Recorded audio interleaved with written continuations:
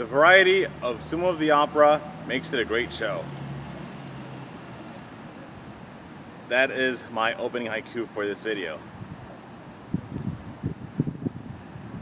I believe that Sumo of the Opera is VeggieTales's greatest experiment because I truly enjoy and admire and respect all the variety that they put into the three different stories they told. Plus the Squall's Polka Silly song, which is like the Schoolhouse Rock song, which is like the grammar rock song that Schoolhouse Rock never had about homophones. I mean, sure, yes, grammar rock does have songs for prepositions, pronouns, and adjectives already, but nothing for homophones as far as I know. Homonyms and homophones. I learned about them in elementary school, and not just from the song. There's a whole book about them, a children's book about homonyms and homophones. Homophones. Jim Fisher, Jim Stahl, Mike Nawrocki, and Brian K. Roberts really knew how to get creative with less money and resources to animate stuff.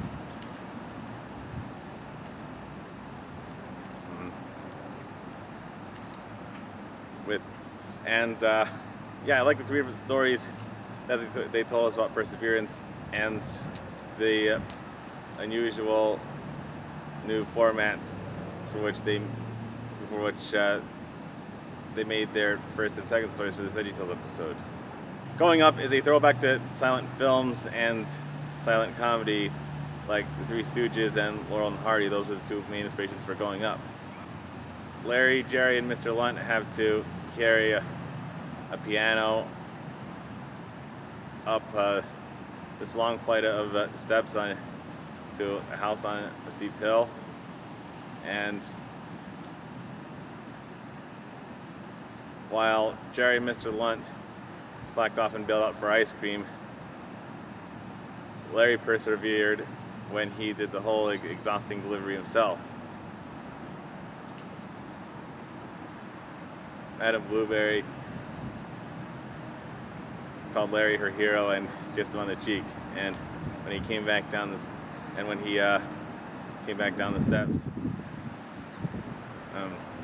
you can see the lipstick kiss mark on his cheek for a job well done, which isn't something we could see which is not something we could see in the unrestored version with no color. You can't see the lipstick kiss mark in the unrestored version with no color. You know, they're trying to make it look like a real silent film, but you know then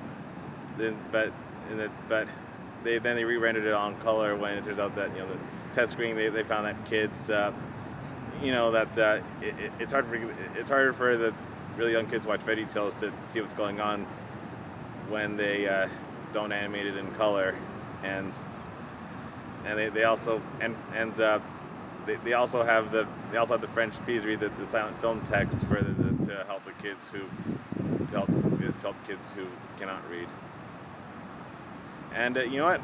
In my opinion, having the French P's read and react to the silent film text actually made Going Up a bit funnier to watch, in my honest and humble opinion.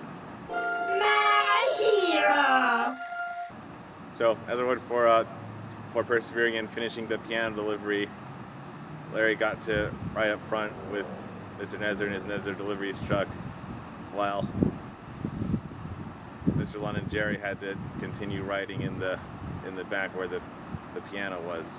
I mean, you know, all three of them had to ride in the back at the beginning of the story, but at the end, Larry is rewarded by being allowed to ride shotgun because he completed the delivery and Jerry and Mr. Lunt did not. That's when Larry gets the happy ending because he earned it. And St. Patrick's Day, the story of St. Patrick's Day, like it's a different it's a different. It's nice to see Big Idea animate. It's nice to see Big Idea experiment with a different animation style, where like because it's easier for them to animate humans in 2D on a flannel graph art style than it is to animate them in 3D, which they already do all the time in 3 twin penguins. So yeah, so it's about this tale about St. Patrick's Day. It focused on like a completely different assortment of characters, but with the same assortment of voice actors who play other VeggieTales characters in the other 2 stories and the countertop scenes. Mike Nawrocki, who plays Larry the Cucumber in the main Sumo of the Opera storyline, also plays Maewyn Succat. Maewyn Succat. I'm a normal boy. Hey, I knocked potato out of the ring. But yeah, Maewyn, of course, is the boy who grew up to be Patrick and then St. Patrick. I like the different color palette that they chose for the different countries in the story of St. Patrick's Day. England was red, Ireland was green, and France was blue. Now, perseverance is not the main focus of this the St. Patrick's Day storyline, but I mean, it definitely does have some elements with. There are some ways in like the story, the conflict of the story does have something to do with perseverance because it's about it's about Maewyn being kidnapped by pirates and being taken from England to Ireland. Basically, I think the idea is, when Maewyn prays 100 times a day, he believes that God will someday send someone out there to rescue him, which did eventually happen 6 years later. After 6 years, he finally got to leave Ireland and then go to France and then back to his hometown in England. So, yeah, and in that case, that's the. I like the way that St. Patrick's Day did a good job of combining faith in God with perseverance. God is like a shamrock because he is 3 persons in one. Now onto the main Sumo of the Opera storyline. They save the best and longest one for last. It's a very cool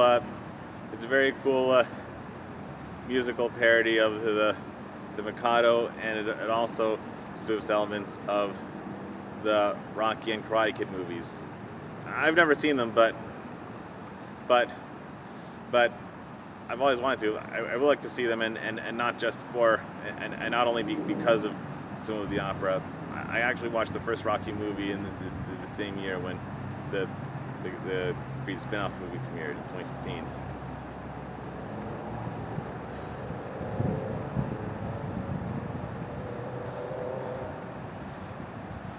I'm sure the Rocky and Karate Kid movies were big hits back when Phil Vischer, Mike Nawrocki, Sidney Trent, and Lisa Vischer were kids or teenagers. Larry is the Italian Scallion, a sumo wrestler who is he's a cucumber raised by Scallions, and he grew up thinking he was a Scallion, so that's why he's the Italian Scallion. Lisa Jr. Asparagus plays a newspaper boy named Hadrian, so after Larry, the Italian Scallion, inadvertently injures his sparring partner, Potato, who is a hilarious parody of Mr. T. It's a vegetable.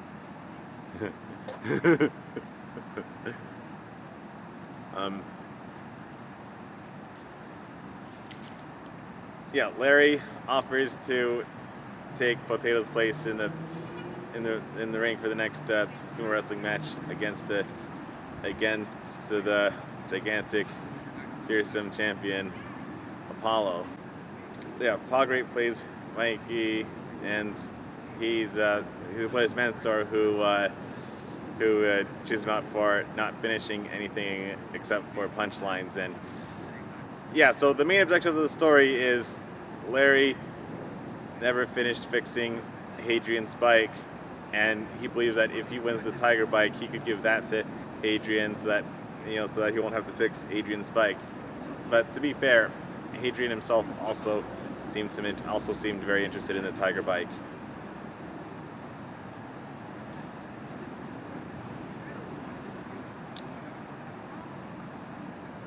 Larry did not take his training with Bob and Mikey seriously until Hadrian showed Larry the Italian scallion headpiece he made out of a rubber glove. But then I figured if you could stick to something, so could I. A sumo can't go wrong. Yeah, I think it's nice that both Lisa's character and the song Lisa wrote immediately after, that they both inspired Larry, the Italian scallion, to take his training with Bob and Mikey more seriously, and it helped him stay in the ring with, and it helped him hold his own and stand his ground in the ring against Apollo for way longer than 8 seconds. He did not win because the match ended in a tie, but everyone still celebrated Larry like a winner anyway, because he set a new record for the longest anyone has lasted, for the longest any opponent has lasted in the sumo ring against Apollo Gord. 98 seconds. I counted it myself. Anyways, yeah, that's something which we be very, very proud of, especially since the Italian scallion was strong enough to make the match end in a tie. Right? If Larry's going out if Larry's being pushed out of the ring, he takes Apollo out with him, so to speak. Larry did not win the Tiger Bike, but he did win the Tiger Bike Spell as a consolation prize, and I actually think, I mean, at first I was disappointed that he didn't win, but looking back on the story looking back on the story 2 decades later, after the first time I watched it, I actually realized it's actually better this way for Larry to not win the Tiger Bike, because learning to finish his training and be hailed as a hero for being the longest lasting opponent of Apollo Gord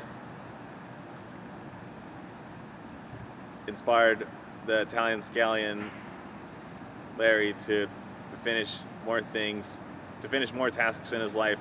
So, and since Larry did not win the Tiger Bike, he still found a different way to give Hadrian the happy ending they both deserved, by finally fixing Hadrian's original bike. You put my bike back together! Yep. Sumo the Opera was a very admirable, very prophetic story about the Big Idea team doing their best to not give up when they have more animators and less budget with which to work. Which is why they have these flat painted background, which I assume the opera is like mostly made of, the settings are mostly made of like flat painted backgrounds to look like a stage musical. But I really admire the way that in which VeggieTales directors and writers made do with a lower budget than they usually have, and they really got creative with it, which I think is the main cause of Sumo the Opera being such a unique and experimental show for VeggieTales to make, with their silent film and their church history flannel graph parable about St. Patrick's Day, and finally the main story of Sumo the Opera, which is formatted somewhat like a stage musical with their flat painted backgrounds and the songs that they sing reminiscent of the Mikado. I gotta say, I really like. I liked how A Sumo Can't Go Wrong was. A Sumo Can't Go Wrong is the only one of the songs that wasn't a direct parody of the songs of the Mikado. That the Sumo Can't Go Wrong, which I really enjoyed. You know, that was an original song that Lisa Fischer wrote in the style of the Mikado. And yeah, I really yeah, I think that's definitely Sumo the Opera, one of my most favorite VeggieTales tales. And as always, if you like what I have to say, then I encourage all of you to get back to important tasks you need to accomplish in your life, and just keep on keeping on.